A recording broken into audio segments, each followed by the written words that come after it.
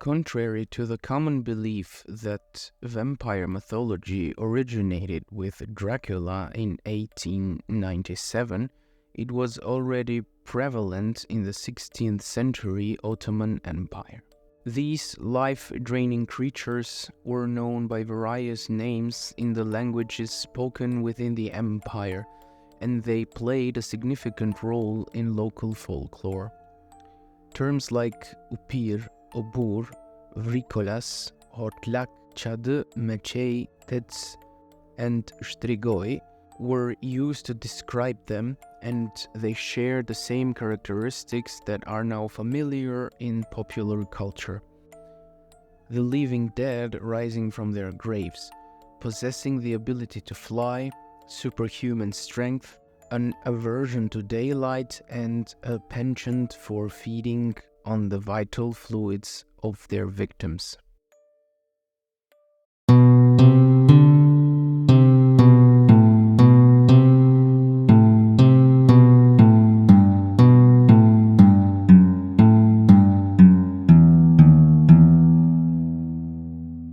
Within the Ottoman Caliphate, there were even individuals known as vampire hunters, and instances arose in which Islamic jurists had to address alleged cases of vampirism reported by terrified villagers.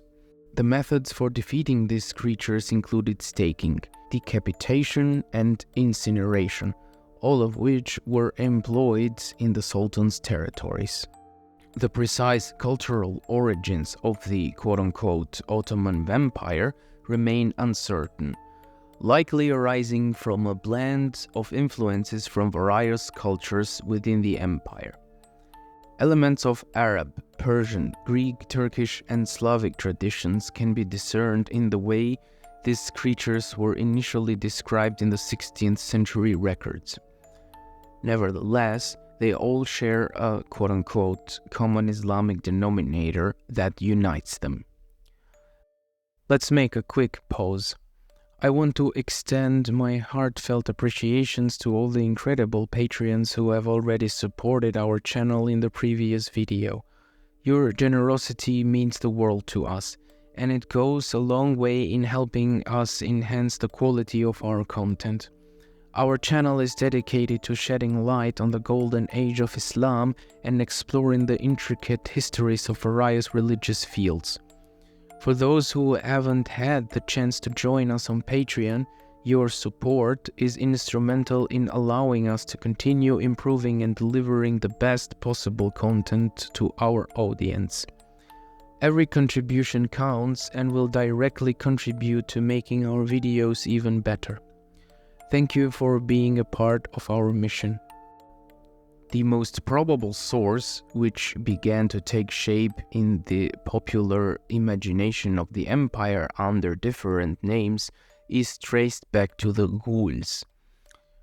The ghouls are a specific category of jinns, or genies, mentioned in the Quran, and they share vampire-like traits such as absorbing the life force of humans through their sustenance. According to a particular interpretation of Islamic scriptures, the ghouls originated from the married species of jinns, who already had access to heaven, where they spied on divine decrees and returned to earth to transmit occult knowledge to sorcerers. However, when Jesus, also regarded as a prophet in Islam, was born, 3 heavenly spheres were forbidden to them. With the advent of Prophet Muhammad, all other spheres were prohibited as well. The Marids continue their attempt to ascend to heaven, but they were incinerated by comets dispatched by Allah's command, preventing them from deceiving humanity with corrupt transmissions from the heaven. Those not burned to death were deformed and driven insane, wandering into the wilderness in the form of ghouls. These ghouls subsequently took up residence in cemeteries, sustaining themselves by feeding on the deceased and living in a manner reminiscent of vampirism. The ghoul figure began to exert influence on the Muslim cultural imagination and underwent various folkloric developments, becoming associated not only with the phantasmal and spiritual jinns of Islamic scripture, but also with individuals who had an eerie connection to cemeteries. These beings even made appearance in the tales of 1001 Nights. In addition to Islamic religious and cultural heritage, the Ottoman Empire also brought its folklore to the newly annexed Balkans from the 15th century onwards.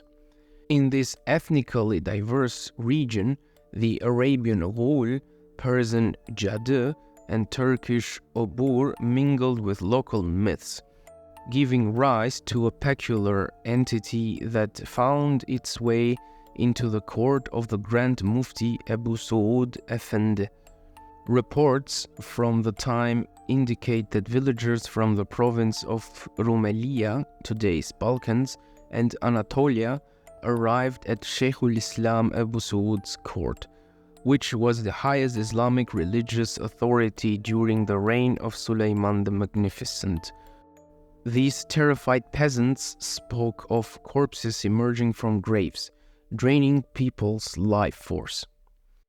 When the graves were examined, red streaks were observed on their faces, and the corpses remained uncorrupted, in positions different from their burial. Although skeptical about the veracity of these claims and seeking to calm the fears of the panicked populace, Abu Suud could not find specific references to such creatures in the sacred sources of Islamic Sharia. Therefore, he issued a fatwa suggesting the following: if a corpse appeared to move, it should be firmly anchored to the ground. If it were to rise again, its head should be removed and placed at its feet. However, if it rose once more, the body should be incinerated.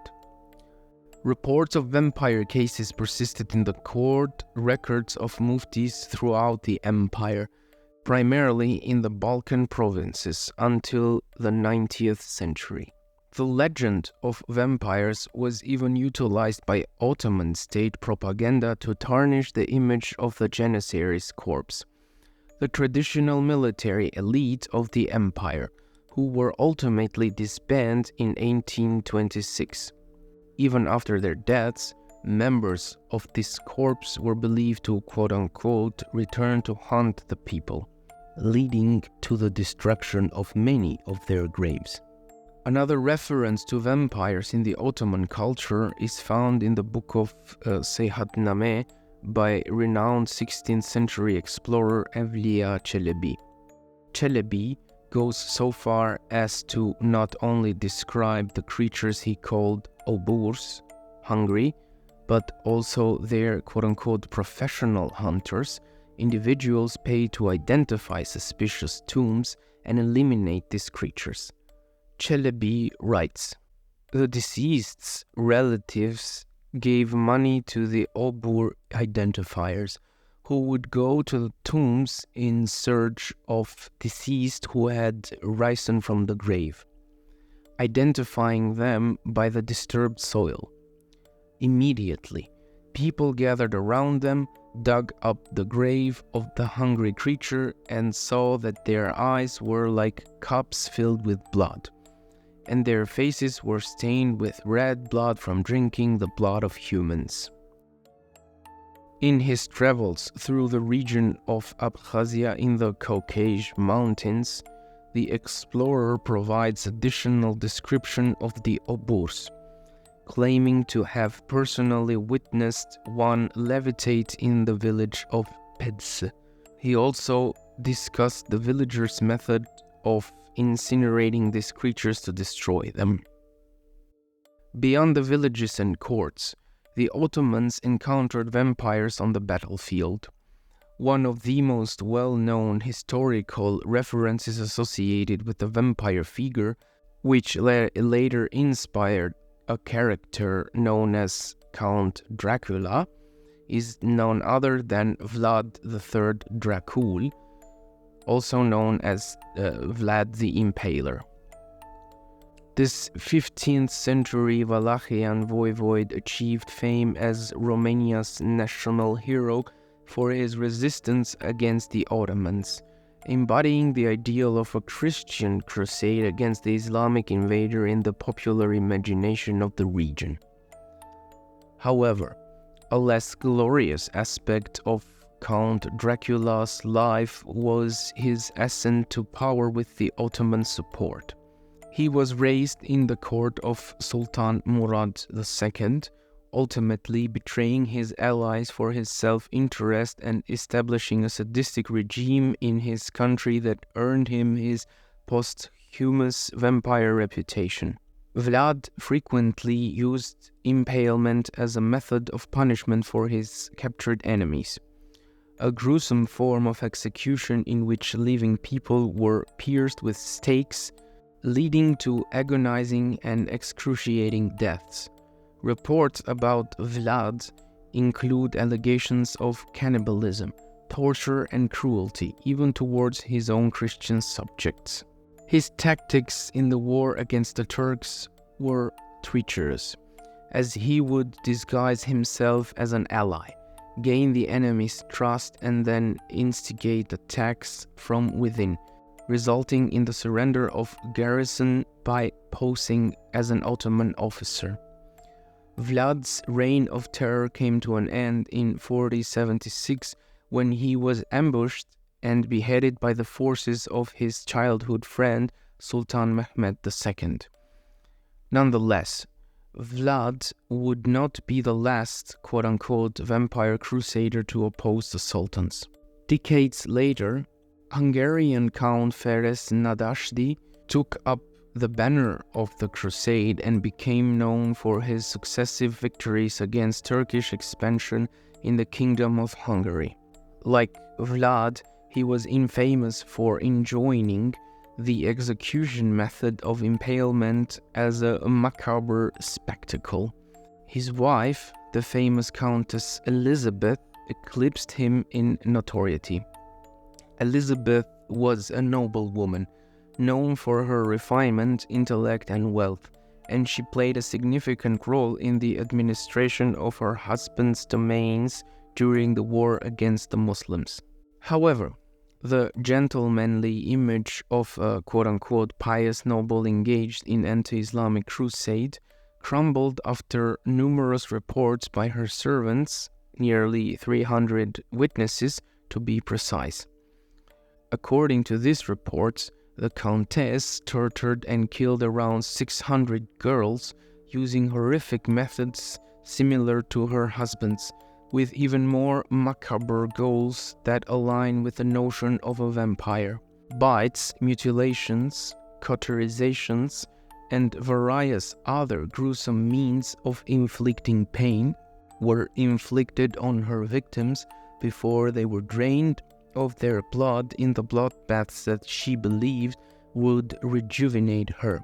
After an investigation into these allegations, the sadistic countess was sentenced to perpetual imprisonment in her castle by King Matthias II of Austria, where she eventually died in 1614. The vampire lore in the Ottoman Empire is a fascinating and often overlooked aspect of history. From the rural villages to the battlefields, Ottoman culture was steeped in tales of vampires and undead hunters. These stories, rooted in diverse cultural influences, including Arabic, Persian, Greek, Turkish, and Slavic elements, reveal a unique facet of the empire's rich folklore. These vampire legends, distinct from the Gothic European Christian symbolism commonly associated with vampires, shed light to the empire's complex cultural tapestry and its intersections with the supernatural. While the Ottoman vampire legacy might have been overshadowed by later Westerner interpretations, it remains a compelling area for exploration and research, offering a deeper understanding of the diverse traditions that once thrived within the Ottoman realm. To conclude, if you are passionate about delving into the intriguing realms of the Golden Age of Islam and the fascinating histories of various religious fields, don't forget to hit the subscribe button. By subscribing to our channel, you will stay updated with our latest content, ensuring you never miss out the captivating insights and discoveries we have to offer.